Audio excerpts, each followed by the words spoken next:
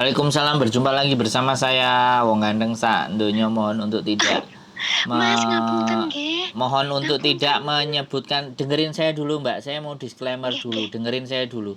Mohon tidak Iya, iya. menyebutkan nama sampean atau identitas siapapun dalam percakapan Iya, kita iya. kali ini, karena Iya, iya, percakapan iya. kita kali ini kita naikkan dalam konten YouTube. Oke, Oh, oke, oke, oke, oke. bagaimana? Maaf ya Mas sebelumnya. Ya. Saya mau curhat, saya TKW Taiwan. Oh, ini sekali lagi ya saya disclaimer bahwa ini saya kok naikkan ke dalam konten. Jadi nggak ingin Oh, nanti kalau sudah ibaratnya rame terus ternyata saya menyuruh saya take down kan. uh-uh. Nah, saya sudah ngomong dari awal saya tidak ingin atau tidak Mm-mm. akan take down video kita kali ini. Oh, Bagaimana? yang penting tidak menyebutkan nama satu sama Ya, lain. siap. Saya paham. Gini loh Mas, kan hari itu saya coba telepon Mbak Yuni tapi nggak bisa telepon. Bisa WA tidak dapat. Hmm. Terus? Itu saya mau curhat. Kan saya tahun 2020 kalau nggak salah tanggal bulan 1 lah kalau nggak salah, saya kan kenal orang, ya intinya saya ketipu lah. Terus? Saya ketipu. Hari itu saya kenal selama 4 bulan, saya habis 72 juta.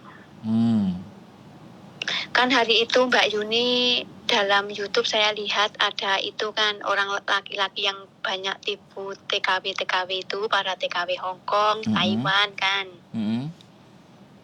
Terus saya hari itu saya ya pernah ketipu, tapi saya lihat deket foto itu kan nggak jelas. Cuman sekilas gitu kan Mbak Yuni nunjukin deket YouTube, tapi saya lihatnya nggak jelas. Tapi orang itu waktu kenal saya itu bilangnya sama saya persis sama mbak-mbak yang buat modal buka toko lah, inilah itulah gitu. Terus waktu itu ngasih ke saya itu intinya itu sayang banget, bilangnya itu pokoknya waktu sholat harus sholat, waktu makan malam, waktu istirahat gitu. Kok sama gitu loh. Terus itu saya kok mau curhat sama Mbak Yuni, saya hubungi nomor telepon nggak bisa masuk, terus nggak bisa masuk berhari-hari, coba nomornya kamu kok ternyata bisa dapat itu tadi. Terus itu kan sampai sekarang ya mungkin dah 3 tahunan lah itu Mas. Dah tahun 2020 bulan 1 kalau nggak salah, saya kenal selama 4 bulanan lah. Itu habis uang segitu tuh ya alhamdulillah saya nggak sampai pinjam bank lah. Kan sebab saya di sini kan orang namanya orang kerja kan pasti tertekan sama majikan, betul nggak? Oke, kan saya kerja di sini bertahun-tahun kan nggak dapat libur, nggak bisa keluar langsung. Cuman punya teman cuman deket Facebook sama deket WhatsApp, LINE kayak gitu. Itu pun saya mulai masuk kerja ke Taiwan selama 2 tahun itu langsung nggak bisa pegang HP. Telepon rumah itu telepon ibu bapak cuman 1 bulan 1 kali itu 10 menit, paling lama 15 menit pakai HP-nya majikan itu selama 2 tahun. Gak punya teman, pokoknya kerjaan banyak, tertekan sama majikan, gak bisa libur. Telepon rumah aja kalau sudah waktu istirahat jam 9 lebih, jam 10 kadang-kadang semua orang rumah sudah capek, udah tidur. Nanti kalau saya telepon, udahlah ngomong bentar aja, saya sudah capek, mau tidur. Sudahlah. Saya ya itulah, akhirnya saya kenal deket teman, deket Facebook lah itu dulu, waktu dulu. Ya kok saya selalu lihat Mbak Yuni, itu konten-konten Mbak Yuni kok sama. Waktu kenal sama saya itu bilangnya ini itu, kenal saya beberapa hari itu minta duit segini buat ini buat itu. Tapi itu tuh kok kayak gimana ya, hati saya tuh kayak luluh gitu loh, ya kayak persis kayak mbak-mbak itu loh. Kayak dulu itu waktu saya video call itu katanya HP-nya rusak. Waktu video call itu cuman remeng-remeng gitu aja, tapi saya nggak mikir sampai segitu. Ini ketipu atau tidak itu nggak punya pikiran selama kenal 1 bulan 2 bulan itu Mas. Terus akhir-akhir masuk ke bulan ketiga, bulan keempat kok saya pikir kok gini. Orang ini kalau minta duit buat ini itu kok selalu bilangnya harus sekarang ditransfer gitu. Terus saya pikir terus orang rumah telepon ke saya sampai keluarga itu nangis-nangis sampai baju tidur saya yang waktu di rumah tiap hari saya pakai itu sampai dikirim ke saya. Kamu apa nggak ingat ini baju kamu sering kamu pakai, kamu nggak ingat keluarga kamu di rumah? Itu pun orang rumah telepon saya kalau nggak salah waktu tengah hari. Itu keluarga rumah ini nangis-nangis sama saya pun juga nangis, dikirim foto itu tuh pun saya masih nggak percaya sama omongan keluarga rumah. Pokok intinya Panggah tetap percaya sama orang itu tadi. Kalau nggak salah sekitar jam 6 sore saya transfer 5 juta juga. Pokoknya nggak percayalah, dibilangin teman nggak percaya. Pokok intinya ya itu tadi, percaya sama orang itu.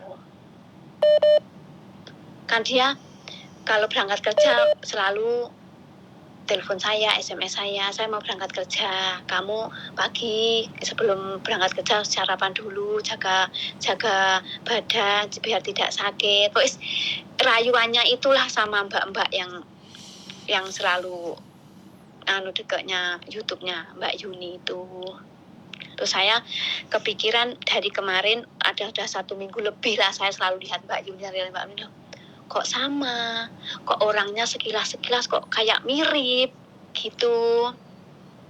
Terus kan saya selalu lihat itu, hari itu live-nya Mas Uya sama Mbak Yuni itu saya pun juga lihat. Pokok juga saya ngikutin terus lah. Terus akhirnya saya kenal selama 4 bulan tuh semakin lama saya semakin sadar, alhamdulillah sadar sendiri. Akhirnya orang itu selalu SMS, selalu telepon saya tapi selalu nggak balas. Teleponnya saya selalu tidak mengangkat. Kok saya biarin lah. Terus waktu itu sama keluarga saya ditanyakan ke pihak polisi lah.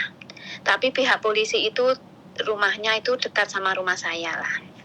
Terus ditanyain, dicari ke Google segala macam, nomor KTP itu, alamat dia kan Bandung. Waktu itu. Terus ditanya, dicari ke internet, satelit itu ada, alamat rumah itu ada, semua nomor rumah ada, tapi itu bukan rumah, itu ruko. Terus waktu itu saya masih sambung sama dia, terus saya malamnya saya telepon. Rumah saya yang belakang ruko itu, intinya tetap meyakinkan saya. Tapi hari itu saya pun ya juga bertengkar sama dia, itu loh bukan rumah kamu, itu ternyata ruko. Saya bilang gitu, rumah saya di belakang ruko, kok tetap meyakinkan saya orang itu. Terus akhirnya KTP semua itu cuman tipu daya. Terus akhirnya saya semakin sadar, terus sama keluarga saya udahlah, nggak usah dilaporin ke polisi, lapor ke polisi pun kamu nggak ada di rumah, mungkin juga susah. Betul nggak? Betul lah Mas kayak gitu. Terus ya sudah lepas. Selama 4 bulan saya habis 72 juta itu. 72 apa 75? 72 juta. Oh. Berarti kan ini ada daftar lagi. Sampean masuk daftar lagi korban kan artinya. Tapi itu orangnya itu saya kan sudah macam kayaknya sudah lupa, remang-remang gitu. Ingat kan itu sama keluarga saya semua foto dia. Pokoknya semua foto-foto yang dia kirim, transferan kamu dekat dia, semua kamu hapus, kamu buang dekat HP, bersihkan HP kamu dalamnya, itu keluarga rumah saya. Terus jadi transferan uang itu kan tiap bulan kan gaji saya transfer terus, pokoknya saya transfer terus sampai kayaknya itu kayak nggak cukup, akhirnya saya pinjam majikan aja. Kan saya hari itu nasib baiknya saya itu gini, semua paspor dipegang majikan. Hari itu nyuruh saya, kamu punya paspor, kamu gadekan paspor lah, nanti duitnya kirim ke saya. Saya bilang, saya nggak bisa menggadekan paspor. Yang pertama, paspor dibawa majikan, selalu disimpan. Yang kedua, saya tidak bisa libur. Usahakan, pokoknya kamu usahakan itu paspor bisa menjadi duit. Saya sebab butuh duit buat ini, buat itu. Terus saya tetap gak bisa, Thomas, hari itu. Terus, kamu di rumah punya apa? Penghasilan kamu apa? Punya tanah di rumah. Saya bilang gitu, jual aja tanah kamu, kok segini. Pokoknya saya, tapi waktu itu saya sudah mulai sadar. Akhirnya saya nggak jadilah bilang yang kayak gitu sama keluarga. Takutnya nanti keluarga berpikir terus berpikir kasihan keluarga di rumah. Tapi alhamdulillah itu saya sudah move on dari lama lah, Mas. Sudah tidak berhubungan, kok kenal minim 4 bulan 5 bulan bersih lah. Ya habis itulah 72 juta. Tapi alhamdulillah banget, nggak sampai pinjam bank, nggak sampai gadein paspor. Yang saya seneng deket situ, nggak sampai pinjam duit ke bank. Kan saya di sini nggak bisa libur, nggak bisa kemana-mana kan. Kayak cuman hiburannya cuman Facebook, YouTube gitu. Kayak kenal Mbak Yuni ya, akhir-akhir ini mungkin saya lihat YouTube-nya Mbak Yuni mungkin dalam 2 bulan atau 1,5 bulan saya baru jumpa YouTube-nya Mbak Yuni. Terus saya terus ikutin terus konten-konten Mbak Yuni itu. Ternyata bukan saya saja yang tertipu. Waktu itu ada teman dekat Taiwan sini, dia ketipu, kena dulu. Dia bilangin saya gini, Mbak maaf, kamu itu lo ketipu. Tolong jangan terusin kamu kirim duit ke orang lelaki itu. Saya sudah ketipu, tapi saya nggak sampai ketipu banyak, saya sudah stop. Kok Mbak sekarang malah terus transfer. Tolong Mbak, stop lah Mbak. Jangan sampai terlanjur, nanti kamu pasti menyesal, Mak, itu ketipu. Saya dibilangin teman saya itu, saya tidak percaya, tetap percaya sama orang itu. Kan orang itu selalu meyakinkan saya tiap hari, tiap waktulah, tiap detik dia tidak bekerja, waktu libur apa selalu telepon SMS ke saya. Pokoknya tidak dikasih kesempatan ya. Pokoknya dideketi, terus ditempel, terus dikasih perhatian, terus gitu ya. Iya, terus pokoknya. Terus dimintain duit. Waktu makan itu dia sudah SMS. Sudah makan belum? Kalau makan banyak dikit biar awak sehat, biar kerja kuat gitu. Pokoknya tiap hari perkataan sayang lah, perkataan manja itu selalu ada. Jadi itu yang membuat kita itu serasa kayak melayang-layang gitu ya. Betul. Melihat kita yang berpikir yang lebih tinggi lah gitu loh. Oke. Dengan kejadian yang seperti ini, kira-kira pesan-pesan sampean buat teman-teman yang di luar sana, bagaimana agar supaya terhindar dari hal-hal yang sedemikian rupa? Adakah pesan yang bisa sampean sampaikan? Ya, pesan saya buat teman-teman yang sesama TKW, sesama perantauan, semoga teman-teman dalam yang saya alami ini bisa membuat pelajaran saya sendiri. Mudah-mudahan teman-teman di luar sana juga hati-hati kalau kenal orang dekat Facebook, dekat online, segala macam lah. Yang penting hati-hati, jaga diri baik-baik. Saya ini sudah mempunyai pembelajaran kayak gini, saya lebih hati-hati lagi. Pesan saya itulah, Mas. Taiwan ya, sampai ini sekarang di Taiwan. Saya Taiwan kan ini tahun 2023. Ini kan saya masuk 8 tahun, nanti tahun depan bulan 1 kan saya finish 9 tahun. Oke. Tapi ya sudah, alhamdulillah itu semua sudah menjadi Diikhlaskan. pembelajaran. Sudah diikhlaskan. Saya ikhlaskan. Itu keluarga saya pun di rumah waktu saya kenal itu ya juga marahin saya, semua marahin saya. Tapi terus selepas itu mungkin orang rumah ya menyadari lah. Terus akhirnya orang rumah ya bilang gini, udahlah kamu ikhlasin saja duit kamu. Mungkin itu emang bukan rezeki kamu. Yang kedepannya mudah-mudahan kamu lebih baik lagi, bisa menjaga semuanya. Jangan terlalu kenal sama orang yang intinya yang tidak baik lah. Gitulah Mas. Siap. Dan ini saya lihat itu YouTube Mbak Yuni, ya Allah, bukan saya sendiri, ternyata banyak orang di luar sana, banyak teman-teman di luar sana yang kayak gini. Saya kadang-kadang bilang gitu, ya udahlah, itu uang emang mungkin bukan rezeki saya. Mudah-mudahan yang kedepannya lebih baik lagi, ini buat pembelajaran saya. Betul-betul buat pembelajaran saya. Tapi nggak sempat yang foto-foto tidak senonoh atau gambar-gambar atau video, enggak ya? Ini cuma transfer uang aja ya? Foto cuman foto biasa aja. Foto selfie gitu. Bukan. Kan saya itu waktu video kan remang-remang gitu aja. Terus saya hari itu ada gini loh Mas. Hari itu waktu saya kan pengen lihat wajah dia. Terus kata dia kan bilangnya gini, kenapa kamu saya video call kok nggak pernah lihatin nampak wajah kamu. Maaf, waktu kamu telepon malam itu HP saya jatuh dekat air, bilangnya gitu. HP saya retak gitu. Terus akhirnya sampai kenal 3 bulan ini selalu video call, tapi dia selalu nggak berani nunjuk dia wajah dia. Terus akhirnya saya punya pemikiran, katanya dia punya teman. Terus saya minta nomor teman dia, terus saya video callan sama dia, mungkin cuma 1 menit, 2 menit langsung ditutup gitu. Waktu transfer duit itu bukan orang satu yang saya transfer loh Mas, katanya ibunya, terus katanya saudaranya gitu. Berarti transferannya bukan ke satu nomor rekening ya, tapi banyak rekening ya? Banyak rekening. Kalau nggak salah 2 atau 3 gitu.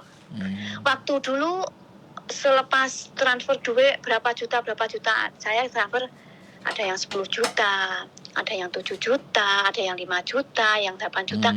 Itu habis kiriman tuh saya simpan dekat sini.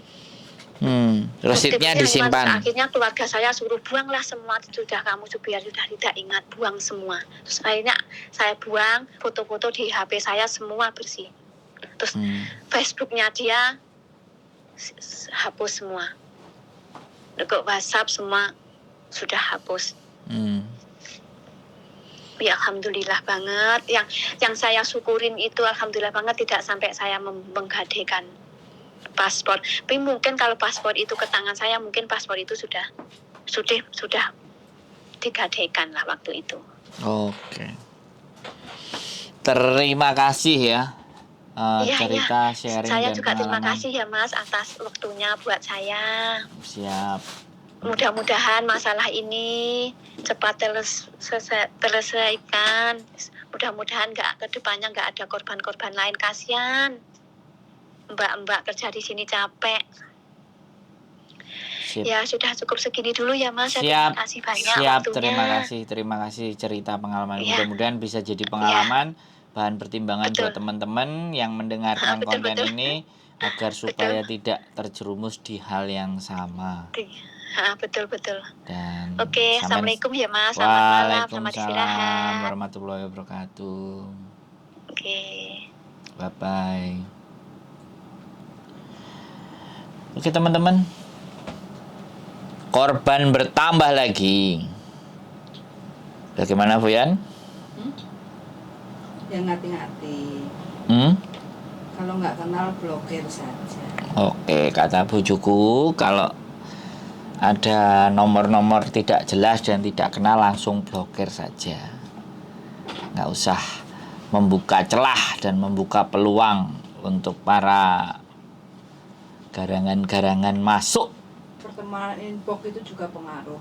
Inbox, nah kata bojoku inbox itu juga pengaruh.